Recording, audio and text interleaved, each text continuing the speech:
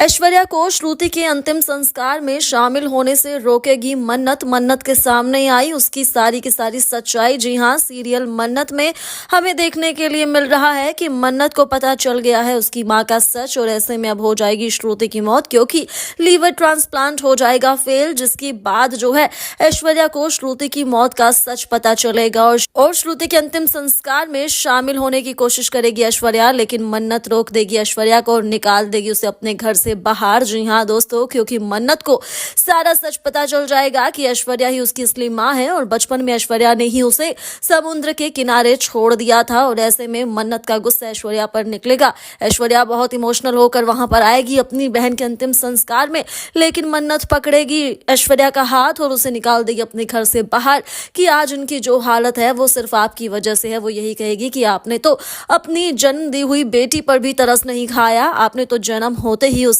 समुद्र किनारे मरने के लिए छोड़ दिया, तो आज आप मेरी मां से मिलने क्यों आए हो। भाई यहाँ पर ऐश्वर्या के होश उड़ जाएंगे सारी बातें सुनने के बाद, और ऐश्वर्या को पता चल जाएगा कि मन्नत कोई और नहीं बल्कि मन्नत वही बेटी है उसकी जिसको उसने उस रात को समुद्र के किनारे छोड़ दिया था। भाई शो में खूब सारा ड्रामा यहाँ पर होने वाला है, और इसी के साथ यहाँ हम देख रहे हैं कि किस तरह से अब हॉस्पिटल में जो है मन्नत को सारा सच बता देती है श्रुति कि उस रात को क्या कुछ हुआ था। मन्नत होती है बहुत ज्यादा इमोशनल, कितने सालों तक उन्होंने इस सच क्यों छुपा कर रखा, और श्रुति कहती है कि वो कभी भी उसके सामने सच नहीं आने देती अगर उसे ये बीमारी ना हुई होती। तो वहीं दूसरी तरफ जो है ऐश्वर्या आ रही है मुंबई इतने सालों के बाद, और यहाँ आने के बाद जो है उसे श्रुति और अपनी बेटी के बारे में पता चल जाएगा। तो वहीं अब शो का अपकमिंग ट्रैक काफी इंटरेस्टिंग होने वाला है, क्योंकि एक बार फिर से विक्रांत